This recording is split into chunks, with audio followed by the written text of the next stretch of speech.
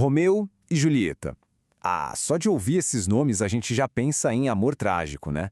Mas e se a maior história de amor do mundo não terminasse de verdade naquela cripta em Verona? E se, em vez disso, ela terminasse na frente de um juiz infernal? Bom, é hora de se preparar para o veredito. Com essas palavras, Romeu sela o próprio destino e o da sua amada. É o auge de uma paixão que desafiou famílias, o acaso, a própria vida. Uma cena que, vamos combinar, está gravada na nossa imaginação. Essa é a pergunta que vai guiar a nossa análise. A gente vai tirar Romeu e Julieta de Verona e colocar os dois no Tribunal do Inferno de Dante Alighieri. O objetivo? Descobrir qual seria o destino eterno deles, seguindo as leis bem rígidas da justiça divina medieval. Então, sejam bem-vindos a um julgamento póstumo. De um lado do tribunal, a acusação, dizendo que a paixão cega dos dois já é motivo para condenação. Do outro lado, a defesa, focando no último ato, aquele que tirou a vida deles. E o juiz? Bom, é uma criatura terrível. E aqui está o código penal que vai ser usado. O inferno de Dante não é só caos e gritaria, não. É um sistema jurídico muito preciso chamado de contrapasso. A ideia é que a punição seja um espelho perfeito do crime. A justiça aqui é arquitetônica, implacável e, para Dante, perfeitamente lógica. E olha só como funciona o processo de admissão. Assim que uma alma chega, ela vai direto para Minos, o juiz do inferno. E não tem como mentir, não tem advogado, a alma simplesmente confessa tudo. Minos então enrola aquela cauda monstruosa que ele tem, e o número de voltas na cauda decide para qual círculo do inferno a alma vai ser jogada. Simples, rápido e, claro, aterrorizante.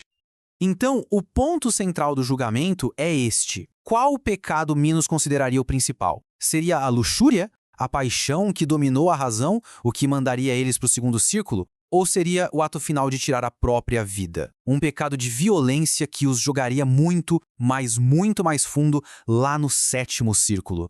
Ok, vamos começar com o argumento da acusação. É o caso mais intuitivo, aquele que a maioria das pessoas provavelmente já imagina, a condenação pela luxúria. Esse é o segundo círculo. Pensa numa tempestade infernal que nunca para. Nunca. É aqui que as almas que deixaram o desejo passar por cima da razão são jogadas de um lado para o outro, sem descanso, do mesmo jeito que foram arrastadas por suas paixões em vida. E aqui a gente encontra a prova principal da acusação. Paolo e Francesca. Assim como Romeu e Julieta, eles viveram um amor proibido e morreram por causa dele. Mas, e aqui está o pulo do gato, existe uma diferença jurídica fundamental. Eles foram assassinados. Alguém tirou a vida deles. O pecado que os condenou foi o adultério, a luxúria, não a autodestruição. Ah, mas aí a acusação puxa um trunfo da manga. Dido. A rainha que se matou com uma espada quando Enéas a abandonou. Ela cometeu suicídio por amor, mas Dante coloca ela junto com os luxuriosos no segundo círculo e não com os suicidas. Parece um precedente bem claro, não é? O caso parece estar se encaminhando para uma conclusão. Mas é exatamente aqui que a defesa começa a desmontar o argumento. Essa comparação mostra a diferença crucial. Dido era pagã, agindo sobre o que Dante via como uma espécie de loucura divina, o furor. Romeu e Julieta, por outro lado, são cristãos e agem com livre-arbítrio. O estado mental deles não é de fúria, mas de tristitia, um desespero consciente e deliberado. Para Dante, eles são totalmente responsáveis por seus atos. E isso nos leva à grande virada do julgamento. Agora, a gente vai para o argumento decisivo da defesa, que muda completamente a cara do processo. E aqui está a refutação devastadora.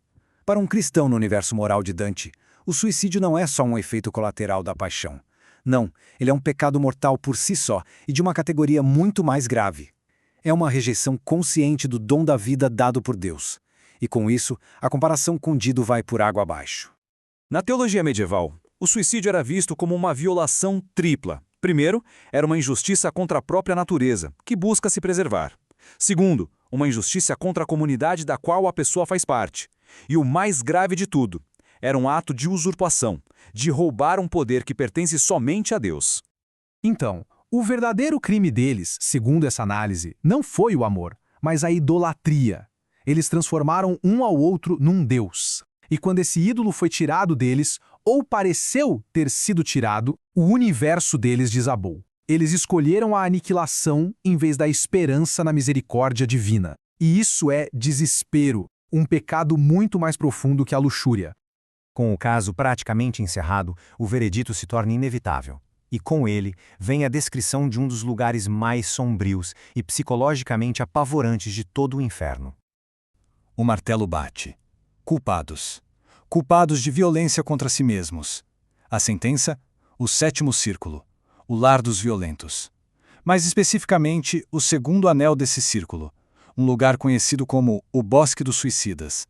E o contrapasso aqui é assustadoramente literal, já que eles rejeitaram seus corpos em vida, eles perdem a forma humana na morte. Suas almas são jogadas no chão, onde germinam e viram árvores retorcidas e escuras. O único som que conseguem fazer é quando as árpias, monstros alados, quebram seus galhos. Aí sangue e palavras borbulham juntos da ferida. E aqui está a ironia mais cruel da punição. Imagina só, se Romeu quisesse chamar por Julieta, ele precisaria ser ferido. A comunicação, o próprio ato de expressar o amor que os levou até ali, se tornaria a fonte de uma tortura física sem fim.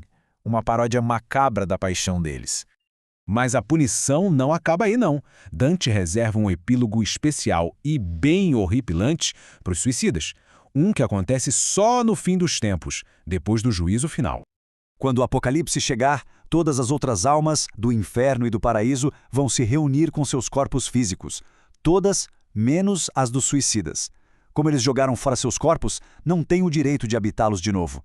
Em vez disso, seus cadáveres vazios são arrastados para o inferno e pendurados nos galhos de suas próprias almas-árvore, como um enfeite terrível. Tenta visualizar a cena final. A árvore, que é Romeu, presa no chão, passaria a eternidade inteira olhando para o corpo sem vida de Julieta. O mesmo corpo físico que ele idolatrava, pelo qual ele morreu, estaria ali, para sempre à vista, mas para sempre inalcançável. Um lembrete eterno da sua idolatria e desespero. Uma proximidade eterna, mas sem nenhuma conexão possível. E assim a gente termina a nossa análise. O sistema de Dante, rígido e teológico, transforma a maior história de amor do Ocidente numa tragédia sobre escolha moral e danação eterna. A pergunta que fica no ar é: isso é só uma punição cruel? Ou existe aí uma forma sombria de justiça poética, ao forçar amantes que se colocaram acima de tudo a encarar seu ídolo como um objeto vazio por toda a eternidade?